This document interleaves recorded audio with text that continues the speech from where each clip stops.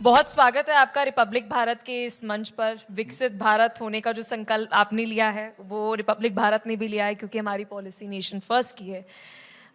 नरेंद्र जी, देखिए, जब हम बैकवर्ड क्लास की बात करते हैं, पिछड़ा वर्ग की बात करते हैं, तो हमारे देश की पॉलिटिक्स, हमारे देश की वेलफेयर स्कीम, हमारे देश की राजनीति, सब कुछ इसके इर्द गिर्द घूमती है। और वो विभाग आपके पास है। उस पिछड़ा वर्ग का विकास कैसे करना है, कौन सी ऐसी नीति जो उपयोगी रही, और आगे कौन सी ऐसी नीति जो है वो अपनाई जा रही है, क्योंकि 2027 पर सीधा असर जो है वो इन नीतियों का पड़ेगा। सामाजिक न्याय की अवधारणा को भारत के धरातल पर साकार करने के लिए केंद्र और प्रदेश सरकार के माध्यम से डबल इंजन की सरकार अपना काम कर रही है। किसी भी वर्ग को सशक्त और समृद्ध करना है तो उसके लिए सबसे पहला आधार है शिक्षा। तो देश के प्रधानमंत्री आदरणीय नरेंद्र मोदी जी के मार्गदर्शन में और उत्तर प्रदेश के माननीय मुख्यमंत्री जी का नेतृत्व पिछले 9 सालों में अन्य पिछड़ा वर्ग के बच्चों को शिक्षित करने के लिए बहुत सारी योजनाओं को संचालित करता है। और इस योजना में सबसे बड़ी योजना है छात्र छात्राओं को शिक्षित करने के लिए छात्रवृत्ति और शुल्क प्रतिपूर्ति। यानी जो गरीब ओबीसी समाज के बच्चे भी हैं, यदि हम उनको थोड़ा सहारा देकर, थोड़ी उनको मदद करके स्कूल तक पहुंचाने में कामयाब हो जाते हैं और वो बच्चे पढ़ लिख कर अपने पैरों पर खड़े हो जाते हैं, तो सामाजिक न्याय की परिभाषा को हम आगे बढ़ाने में कामयाब होते हैं। अब मैं बात करूंगा आपके बीच कि उत्तर प्रदेश सरकार का इस दिशा में प्रयास क्या है और कदम क्या है। अभी चूंकि हमारा बजट सत्र चल रहा है, मैं अभी सदन से यहां आ रहा हूं। योगी जी के नेतृत्व वाली सरकार में इस बार पिछड़ा वर्ग कल्याण के विभाग से यह निश्चित किया गया कि इस वर्ष हम उत्तर प्रदेश के अन्य पिछड़ा वर्ग समाज के 38 लाख बच्चों को छात्रवृत्ति और शुल्क प्रतिपूर्ति देने वाले हैं, जिसके लिए हमारी प्रदेश की सरकार ने 3000 करोड़ से भी ज्यादा की धनराशि की व्यवस्था की है। अब आप कहेंगे कि ये योजना तो पहले से चालू है जी, इसमें आपने नया क्या काम कर दिया? तो नया काम ये कर दिया, जब पूर्ववर्ती सरकारों में इस योजना का संचालन होता था तो लाभार्थी यानी छात्र छात्राओं को उन्हीं को छात्रवृत्ति मिलती थी जो पहले आते हुए कट ऑफ के आधार पर अपने आप को सफल पाते थे। कट ऑफ मीन्स, क्योंकि बजटीय आधारित योजना है, इसलिए पहली पूर्ववर्ती सरकारों में बजट का प्रबंधन इतना कम होता था कि छात्र छात्राओं का जो कट ऑफ लेवल है वो 60, 61, 62, 64 तक जाता था। यानी जिन बच्चों के मार्क्स 64% तक आते थे उनको छात्रवृत्ति मिल पाती थी, उससे कम होते थे उनको नहीं मिल पाती थी। सरकार का नियम यह है कि 50% तक जिन बच्चों के मार्क्स आएंगे वो छात्रवृत्ति और शुल्क प्रतिपूर्ति लेने के अधिकारी हैं।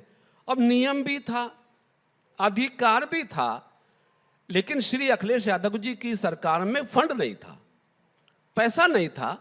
तो योगी जी की सरकार ने उस फंड को, उस पैसे की कमी को पूरा किया और 2023, 2024 2024-2025 से एक ऐसे युग की शुरुआत हुई कि हम उत्तर प्रदेश के जो 50% मार्क्स लाने वाले ओबीसी समाज के बच्चे हैं, उनको 100% छात्रवृत्ति देने में कामयाब हुए।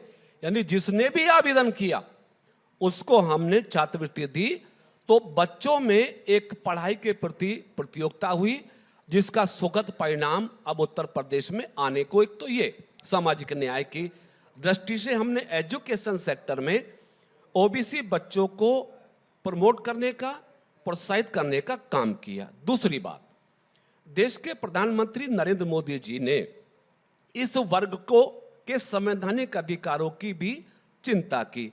भारत का संविधान का अनुच्छेद 340 इस बात का को प्रोविजन देता है कि देश के अंदर जो शैक्षिक और सामाजिक रूप से पिछड़े समाज के लोग हैं, उनको आयोग बना के उनकी पहचान की जाए, और पहचान करने के बाद उनको वो सुविधा देकर, चाहे वो एजुकेशन में है, चाहे सर्विसेज में है या और सेक्टर में है, उनको सुविधा देकर समाज के सामान्य यानी मुख्य धारा में लाने का प्रयास किया जाए। तो प्रधानमंत्री श्री नरेंद्र मोदी जी ने इस बड़े समूह को, मालूम है इसकी आबादी कितनी है? 1978 के बीपी मंडल कमीशन की रिपोर्ट के आधार पर इस ओबीसी वर्ग की पॉपुलेशन 52% है। वर्तमान में ये पॉपुलेशन 55% से ज्यादा है। तो कभी किसी सरकार ने इस बड़े समूह के एजुकेशन के लिए, संवैधानिक अधिकारों के लिए, रोजगार के लिए बड़ी चिंताएं नहीं की, बड़ी योजना नहीं बनाई। लेकिन प्रधानमंत्री नरेंद्र मोदी जी ने नीट की परीक्षा में इस वर्ग को 27% रिजर्वेशन दिया, जिसके माध्यम से बच्चे एमबीबीएस, एमडी, एमएस जैसी बड़ी शिक्षा में आ पाए। और केंद्रीय विद्यालयों में, सैनिक विद्यालयों में 27 यानी 27% रिजर्वेशन देके गरीब बच्चों को भी पढ़ने का मौका दिया, और ओबीसी कमीशन को संवैधानिक दर्जा देके इनकी समस्याओं के समाधान के लिए एक बड़ा मंच दिया। यानी केंद्र और प्रदेश की सरकार ओबीसी समाज को शैक्षिक अधिकार देकर, संवैधानिक अधिकार देकर सशक्त करने का काम कर रही है, जिसका परिणाम है कि उत्तर प्रदेश में आज ओबीसी समाज भी मुख्य धारा से जुड़कर अपने आप को सशक्त करने में कामयाब हुआ है। सर, 2017 में ओबीसी का आप जिक्र कर रहे हैं, रोहिणी कमीशन का गठन किया गया था। पिछले 75 सालों में, 70 सालों में जो ओबीसी वर्ग है उनमें सब डिवीजन है। कुछ उन मेरिट के बेस पे फ़ायदा उठा पा रही है, या फिर 27% आप रिजर्वेशन की बात कर रहे हैं, तो वो होलिस्टिक अप्रोच नहीं, यानी कि सबको उसका फ़ायदा नहीं मिल रहा, उसमें भी सब कैटेगरीज हैं। तो इसको लेकर रोहिणी कमीशन का गठन किया गया था। फिर 2017 से लेकर 2023 में रोहिणी कमीशन की रिपोर्ट, जब उस पर अभी एनालिसिस जो है वो हो रहा है कि ये पूरा पता लगाया जाएगा कि सब डिवीजन जो है उसमें किस तरीके से कैटेगरी होनी चाहिए और रिजर्वेशन होनी चाहिए।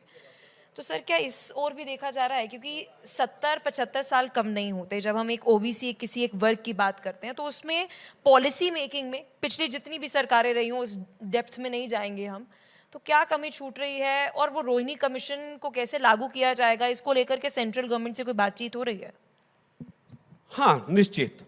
हम चूंकि उत्तर प्रदेश के मंत्री होने के नाते समय समय पर केंद्र सरकार के साथ भी हम बातचीत करते हैं।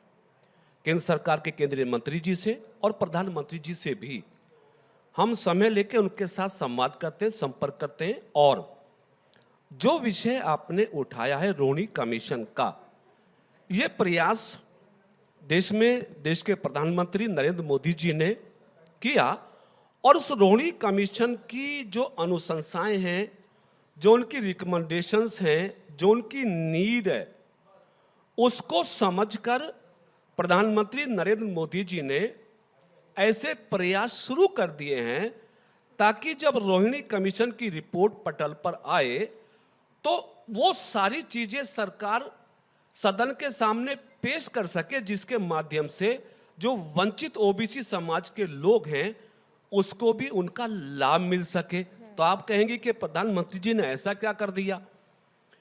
देश के अंदर पहला मौका है देश के प्रधानमंत्री नरेंद्र मोदी जी ने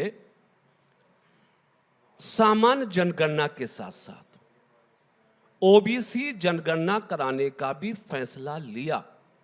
आपको मालूम होगा कि भारत में ओबीसी की जनगणना अब से लगभग 95 साल पहले हुई थी।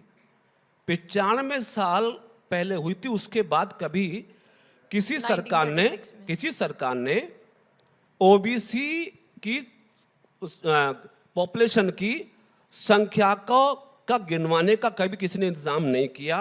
प्रधानमंत्री नरेंद्र मोदी जी ने यह फैसला लिया कि हम देश में सामान्य जनगणना के साथ साथ ओबीसी समाज की भी जनगणना कराएंगे, और जब जनगणना के माध्यम से इस समाज की वास्तविक गणना हो जाएगी तो फिर कौन कौन ओबीसी समाज में वंचित है सामाजिक अधिकारों से, सामाजिक न्याय से, संवैधानिक अधिकारों से, फिर उसको देने का प्रयास किया जाएगा। तो प्रधानमंत्री जी ने रोहिणी कमीशन के मनोभाव के आधार पर अपने काम को शुरू कर दिया है जातीय जनगणना का फैसला लेकर। सर 2017 और 2026 मतलब कुल मिलाकर हम कह सकते हैं 8 साल से ज़्यादा का समय जो है वो हो गया है। सेंसस का आपने जिक्र किया, इस पर मैं थोड़ी क्लैरिटी चाहती हूँ। आप सेंसस की बात कर रहे हैं या कास्ट सेंसस की बात कर रहे हैं या फिर उस सेंसस की बात कर रहे हैं जिसमें ये पूरा सर्वे किया जाता है कि इकोनॉमिकली वीकर सेक्शन कौन सा वर्ग है, उसमें ओबीसी कितने हैं, एससी कितने हैं, एसटी कितने हैं, जनरल कितने हैं, और कौन सा वो आदिवासी क्षेत्र है जो इकोनॉमिकली वीकर सेक्शन में आता है।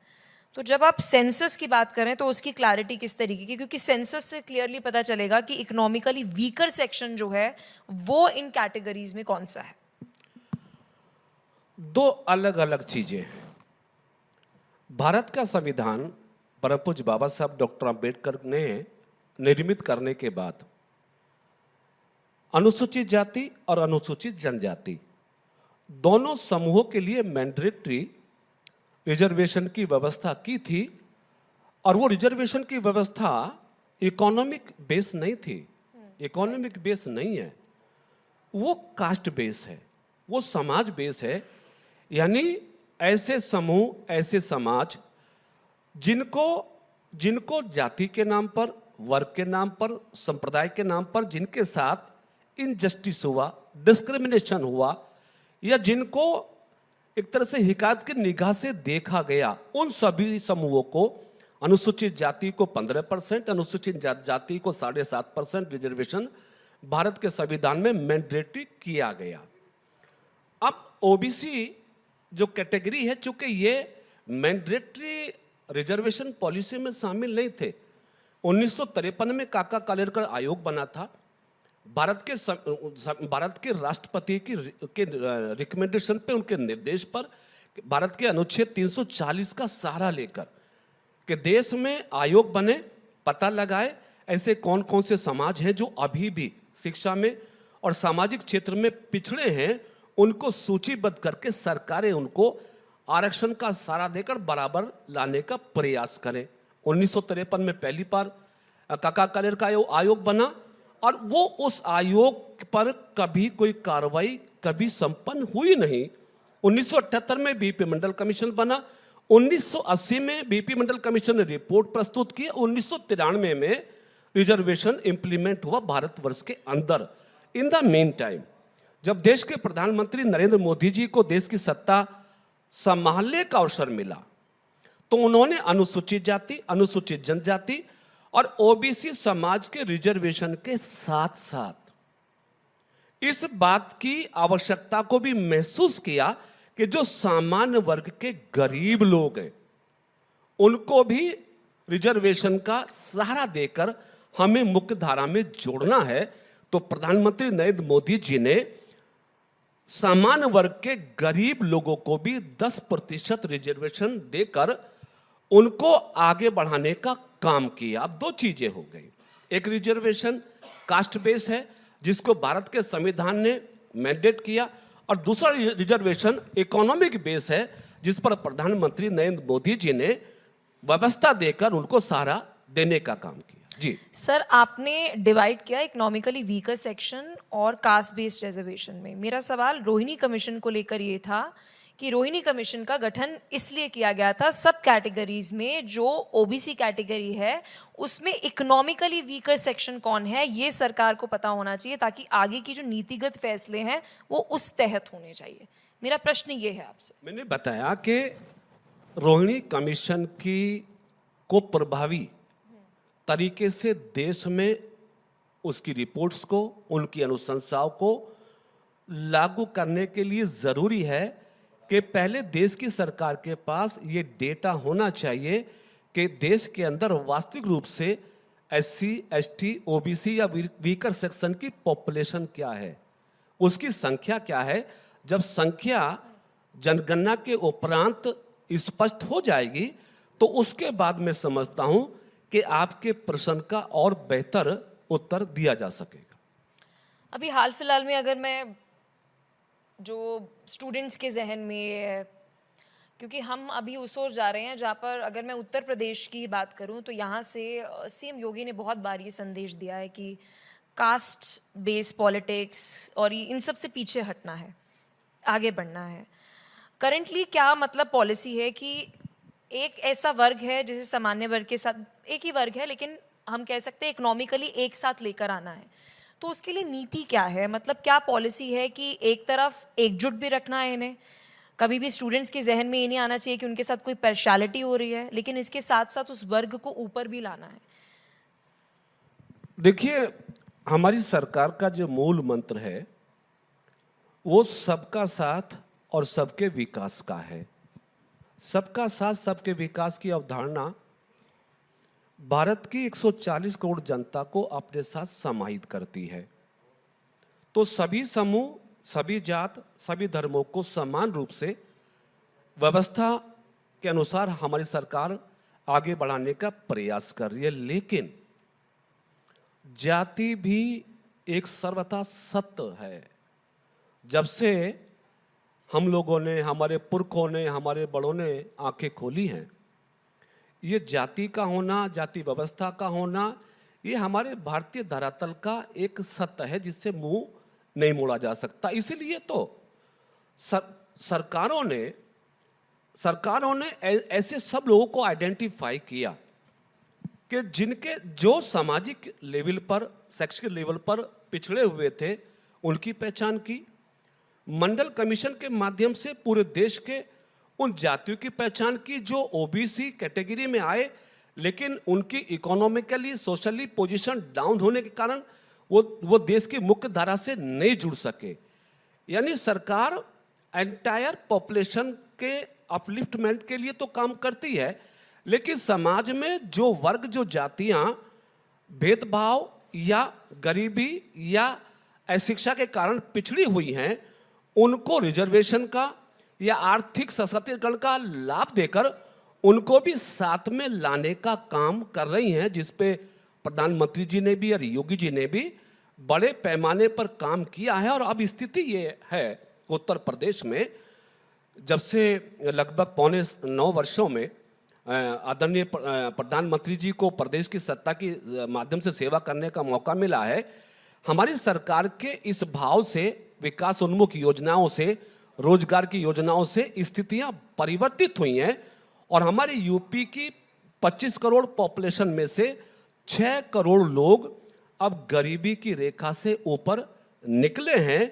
यानी एक प्रमाण है हमारी सरकार का कि जो हमारी सरकार ने सबका साथ और सबके विकास के सिद्धांत को लेकर काम किया, उसका सुखद परिणाम है कि 6 करोड़ लोगों ने गरीबी को पीछे छोड़ा है और उन्होंने अपनी संपन्नता की दिशा में अपने कदम आगे बढ़ाए हैं।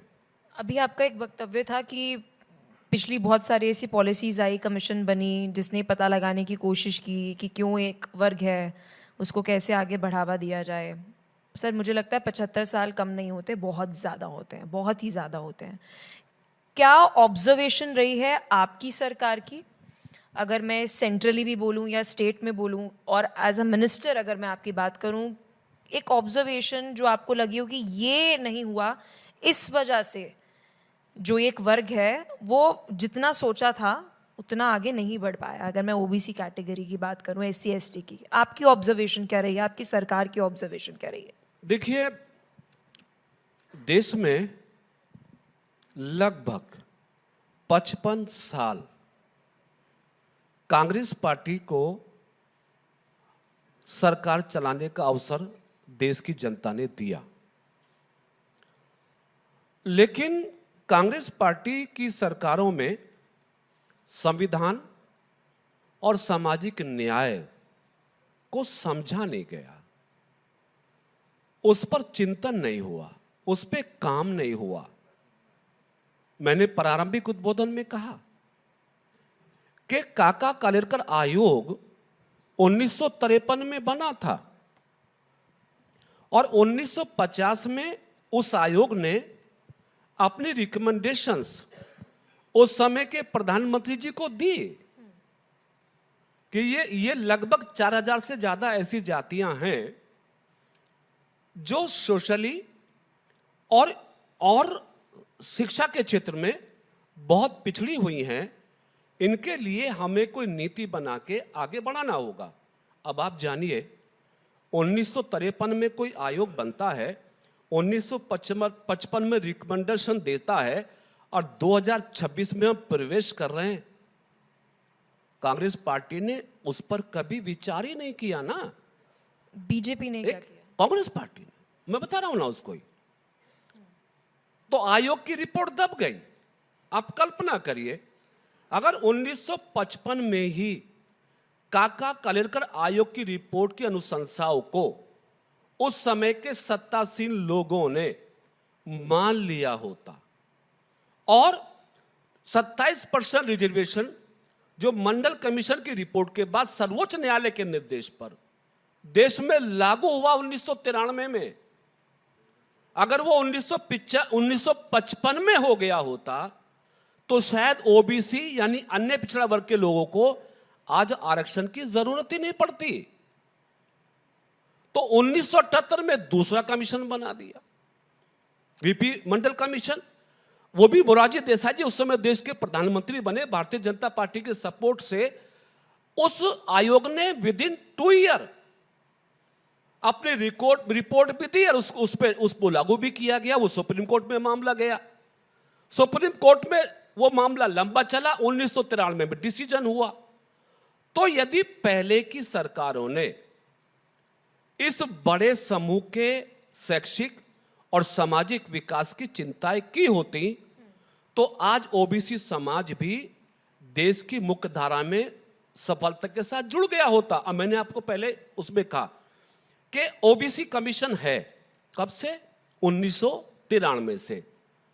जब से ओबीसी को रिजर्वेशन पॉलिसी का लाभ मिलना शुरू हुआ, उसी समय पे ओबीसी कमीशन बनाया गया। लेकिन सर एक सेकंड, क्लियरिटी नहीं हो पाएगी ना। लेकिन ओबीसी कमीशन को संवैधानिक राइट नहीं दिए गए। आप संस्था तो बना रहे हैं और संस्था को संवैधानिक अधिकार नहीं दे रहे हैं। इसका मतलब क्या है? इसका मतलब यह है कि आपकी नीयत में खोट है। आप देना नहीं चाहते, आपने देना नहीं चाहा। एक तो वैसे ही 40 साल लेट कर दिया रिजर्वेशन, और मंडल कमीशन ओबीसी कमीशन को संवैधानिक दर्जा नहीं दिया।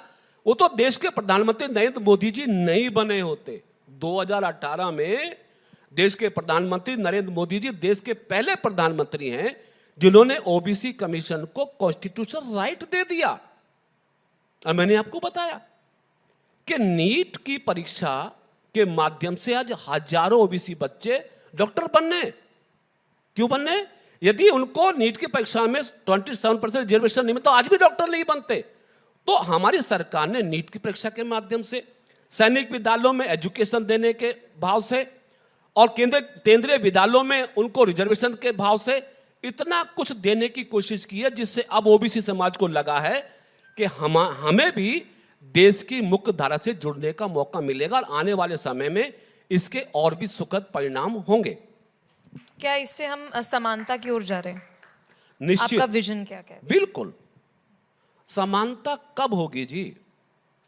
समानता जब होगी जब देश का हर बच्चा शिक्षित होके अपने आप को सशक्त करने के लिए अपने लक्ष्य को तय करेगा, अपने लक्ष्य को पाएगा, तभी समानता होगी। समानता तब होगी जब देश के समाज के हर व्यक्ति को संवैधानिक अधिकार मिलेंगे, सामाजिक न्याय मिलेगा, हर व्यक्ति को जाति के द्वंद्व से, जाति के अभिशाप से आगे निकल के एक सामान्य श्रेणी में खड़े होकर अपनी बात कहने का मौका मिलेगा, तब तो मिलेगा ना। अब योगी जी की सरकार, हमने बताया उत्तर प्रदेश में फर्क क्या है। जब अखिलेश यादव जी उत्तर प्रदेश के मुख्यमंत्री थे, मालूम है पिछड़ा वर्ग कल्याण विभाग जिसका मैं मंत्री हूं, इसका बजट क्या था? 1286 करोड़। 1286 करोड़। आज योगी जी उत्तर प्रदेश के मुख्यमंत्री हैं, मालूम है हमारे विभाग का बजट क्या? 3402 करोड़।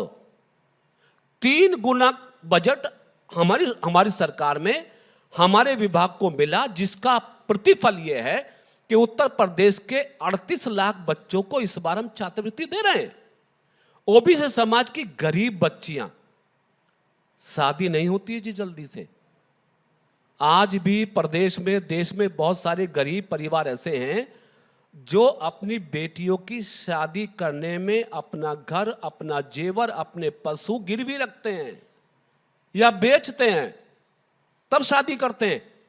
तो योगी जी ने उनके दर्द को समझा और 232 करोड़ रुपए हमने 2025-2026 में उन गरीब बच्चियों की शादी करके उन परिवारों को सहारा दिया है, जो परिवार बेटी होने के बाद परेशान रहते थे कि बेटी तो है लेकिन शादी कैसे होगी। तो ये अपलिफ्टमेंट करने का एक तरीका हमारी सरकार ने इस्तेमाल किया। CCC लेवल एक कोर्स हम चलाते हैं, 37.5 करोड़ रुपया हम उत्तर प्रदेश के ओबीसी समाज के वो बच्चे जो गरीब हैं, पैसा दे के वो प्रशिक्षण नहीं ले सकते हैं, हम उनको 1 लाख से ज्यादा बच्चों को सरकार के फंड से उनको कोचिंग कराते हैं, फिर वो बच्चे प्रदेश और देश की सरकारों में सम्मानित हो रहे हैं। उत्तर प्रदेश में 102 छात्रावास हम निःशुल्क उपलब्ध करा के ओबीसी बच्चों को शहरों में रहने का अवसर दे रहे हैं। तो ये योजना बन रही है, इंप्लीमेंटेशन हो रहा है। तो वो समाज भी अब आगे बढ़ के कम से कम जो सबका साथ सबके विकास की अवधारणा है उसका लाभ पाने में कामयाब हो रहा, जिसका असर यह है कि उत्तर प्रदेश में अब दंगे खत्म हो गए हैं, उत्तर प्रदेश में अपराध कम हुए हैं, सामाजिक द्वंद्व कम हुए हैं, सामाजिक वैमनस्य घटा है, समरसता बढ़ी है, सद्भाव बढ़ा है। तभी तो हमारा उत्तर प्रदेश जो 2017 तक आर्थिक क्षेत्र में 7वें स्थान पर होता था, आज दूसरे स्थान पर आने के लिए तैयार हो गया है। तो ये मोदी और योगी की नीतियों का प्रतिफल है कि बीमारू प्रदेश को आज अग्रणी प्रदेश की कैटेगरी में योगी जी के नेतृत्व वाली सरकार ने लाके खड़ा कर दिया है। आज उत्तर प्रदेश के नाम की धूम केवल देश में नहीं है, अब दुनिया में है। सैकड़ों देश आज हमारे देश में, हमारे प्रदेश में आके इंडस्ट्री लगा रहे हैं, एमएसएमई कर रहे हैं, व्यापार कर रहे हैं। तो उत्तर प्रदेश का परिदृश्य और देश का परिदृश्य बदल रहा है। और जैसा प्रधानमंत्री जी का ड्रीम है, उनकी चाहत है, उनका संकल्प है 2047 तक देश को विकसित राष्ट्र बनाने का, उस प्रधानमंत्री जी के संकल्प में उत्तर प्रदेश गेटवे ऑफ विकसित भारत का बनेगा और हमारा देश एक दिन विकसित राष्ट्र बेहतरीन। ये कॉन्फिडेंस बहुत ज़्यादा ज़रूरी है जब आप किसी प्रदेश में इस तरह के एक संवेदनशील विभाग है और चुनौतीपूर्ण भी है। बहुत शुक्रिया नरेंद्र जी, आपने एक विजन जो है वो रखा, क्योंकि 2027 में बहुत महत्वपूर्ण आपका विभाग रहने वाला है। बहुत शुक्रिया, आपने रिपब्लिक भारत 2027 चुके अभी आने वाला है। उत्तर प्रदेश की महान जनता ने 2 बार लगातार उत्तर प्रदेश में माननीय मुख्यमंत्री योगी आदित्यनाथ जी के नेतृत्व में सेवा करने का मौका दिया। और जिस तरह की परिस्थितियां जो उत्तर प्रदेश में है, एससी हो, एसटी हो, ओबीसी हो, सामान्य वर्ग है, छात्र हैं, युवा हैं, किसान हैं, मजदूर हैं, सबकी उम्मीदें हैं कि उत्तर प्रदेश को देश में सर्वोत्तम प्रदेश बनाने का काम कोई सरकार कर सकती है तो वो योगी जी की सरकार कर सकती है। इसलिए 2027 में भी प्रदेश की जनता का आशीर्वाद फिर से भारतीय जनता पार्टी को मिलने वाला है। बहुत बहुत धन्यवाद।